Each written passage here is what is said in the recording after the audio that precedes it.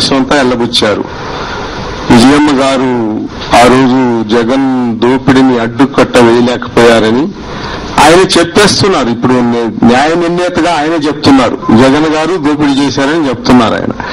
అసలు మరి ఇప్పటికి ట్రైలే జరగలేదు, విచారణ మొదలు కాలేదు, ఆయన చెప్పేస్తున్నారు జగన్ గారు దోపిడీ చేశారట. దానికి విజయమ్మ గారు అడ్డకట్ట వేయలేకపోయారట. అందువల్ల బీసీ మంత్రులు ఇప్పుడు ఇబ్బందుల్లో పడ్డారట.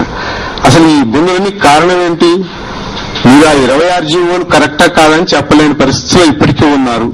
మీకై మీరు వేయించినటువంటి పిల్లలు పబ్లిక్ ఇంట్రెస్ట్ లిటిగేషన్ పిల్లలు శంకర్రావు గారి చేత వేయించారు. దానిలో మరి తెలుగుదేశం వారు ఇంప్లీడ్ అయ్యారు. అందరూ కలిసి కాంగ్రెస్ తెలుగుదేశం కలిసి ఒకే ఒక ధ్యేయం, జగన్మోహన్ రెడ్డి గారిని ఇబ్బందులు పెట్టాలి, జగన్మోహన్ రెడ్డి గారిని అన్పాపులర్ చేయాలి, తన్ను ఈరోజు రాష్ట్రంలో ఉన్న ప్రజల అభిమానాన్ని ఎట్లయినా సరే అడ్డకట్టు వేయాలనే ఉద్దేశంతో మీరు పిల్లి వేసి తర్వాత తెలుగుదేశం వారు కూడా ఇంప్లీడ్ అయ్యి అందరూ కలిసి హైకోర్టు చెప్పనప్పటికీ కూడా సిబిఐ జగన్ రాజశేఖర రెడ్డి గారి పేరును కూడా ఉదహరించిన మొదటే అందరూ ఎమ్మెల్యేలు ఎంపీలుగా కూడా నేను కూడా రాజీనామా చేయడం జరిగింది. తిరిగి ఎన్నికలకు వెళ్ళాం, ఫలితాలందరికీ తెలిసినటువంటి విషయం. ఆ విషయంలో అటువంటి పరిస్థితుల్లో మీరు వేసినటువంటి జగన్మోహన్ రెడ్డిని ఇబ్బందులు పెట్టాలని చేసినటువంటి కార్యక్రమంలో భాగంగా ఇప్పుడు మీరు ఇరుక్కుని పోయి ఉన్నారు. అసలు నిజంగా మీరు అసలు హైకోర్టు అడిగినప్పుడు కానివ్వండి, ఇప్పుడు సుప్రీంకోర్టు ఇప్పుడు మళ్ళా తిరిగి అడిగింది 26 జీవోన్ గురించి. మంత్రులు ఐఏఎస్ ఆఫీసర్స్ ని అందరినీ అడిగి ఉన్నారు.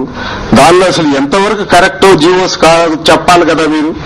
అది కాకుండా మరి జగన్మోహన్ రెడ్డిని ఒక్కడే ఎలాంటి సంబంధం లేనటువంటి వ్యక్తి, తన మంత్రివర్గ సభ్యుడు కాదు, ఆ రోజు ఎలాంటి పదవి లేదు, ఎమ్మెల్యే కాదు, ఎంపీ కాదు, ఏమీ కాదు, రాజశేఖర రెడ్డి గారి కుమారుడుగానే ఆయన ఇరికించి చూడాలనే ఉద్దేశంతో ఉన్నారు. ఈ రోజు ప్రజల్లో తనకున్నటువంటి అభిప్రాయాన్ని చెడగొట్టాలనే ఉద్దేశంతో మీరు ప్రవర్తిస్తున్నారు.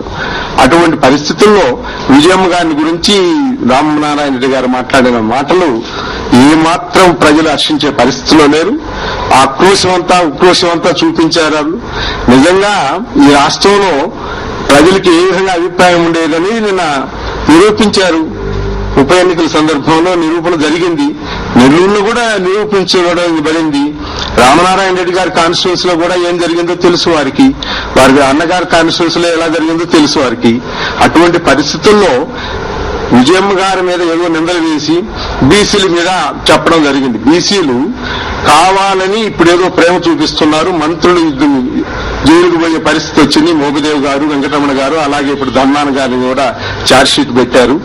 వాళ్ల మీద మీరు ఏమాత్రం సానుభూతి చూపించకుండా ఇప్పుడు బీసీల మీద ప్రేమ ఒలకబోస్తున్నారని చెప్పడం జరిగింది. ఆయన చేసిందంతా ఏంటి? చంద్రబాబు గారు 100 సీట్లు ఇస్తామని చెప్పారు. దానికి ప్రతిగా ఆయన చెప్పిన ప్రతిపాదన ఇంకా గొప్పగా ఉంది. నిజంగా బీసీల మీద ప్రేమ ఉంటే 100 సీట్లు ఇవ్వడం కాదు, 100 మందిని గెలిపించి అసెంబ్లీకి పంపుదాము, ఒక కామన్ సీట్స్ పెడదాము, ప్రతి ఒక్కరు కూడా బీసీ క్యాండిడేట్ ని ఫీల్ చేయాలి, ఏ పార్టీ ఫీల్ చేసినా బీసీ క్యాండిడేట్ ని ఫీల్ చేసి అసెంబ్లీలో 100 మంది శాసనసభ్యులుగా ఎన్నికయ్యే ప్రతిపాదన చేశారు. అది మంచి ప్రతిపాదనే. దానికి ఏమన్నా సవరణలు ఉంటే చెప్పొచ్చు కానీ చంద్రబాబు గారు కానీ కాంగ్రెస్ వారు కానీ, చంద్రబాబు గారు ఏమో ఆశ్చర్యం వేసిందని చెప్తున్నాడు. దానిలో ఆశ్చర్యపోవాల్సిన అవసరం లేదు. ఆయన నిజంగా షాక్ అన్నారు. ఆశ్చర్యపోవడం కాదు, ఆయన దానితో నిజంగా ఆయనకి ఏంటి మతిపోయిన పరిస్థితి వచ్చిందో ఏమిటో మరి తెలియదు. నిజంగా ప్రేమే ఉంటే అందరికీ కూడా అందరూ కలిసి ఒక 100 సీట్లని సెలెక్ట్ చేసి కామన్ క్యాండిడేట్స్ ని ఫీల్డ్ చేద్దామని చెప్పడం జరిగింది. గతంలో జగన్మోహన్ రెడ్డి గారు కూడా చెప్పారు, లోకల్ బాడీ ఎలక్షన్స్ అప్పుడు అందరం కలిసి 33% మనం ఇద్దాము, రాజ్యాంగ సవరణ చేయాలి, బీసీలకి సీట్లు కేటాయించాలి అంటే పర్సంటేజ్ అది రాజ్యాంగ సవరణ జరగాలి కాబట్టి అది ఇప్పుడల్లా జరిగే పని కాదు కాబట్టి మనం చేద్దామని చెప్పడం జరిగింది. దానికి ప్రతిపాదనలు సవరణలు ఏమైనా ఉంటే చెప్పాలి. కానీ అలా కాకుండా విజయమ్మ గారు ఏదో చెప్పకూడని మాట చెప్పినట్లుగా దానికి పెడద్దాలు చేయడం, చంద్రబాబు గారు అలాగే షాక్ తిన్నారు, కాంగ్రెస్ వాళ్ళు అలాగే షాక్ తిని ఈ రోజు రామనారాయణ రెడ్డి గారు విజయమ్మ గారిని గురించి చవాకులు అవాకులు అన్నట్టుగానే ఉంది ఆయన మాటలు. ఆ విధంగా మరి మాట్లాడడం ఎంతవరకు సబబు?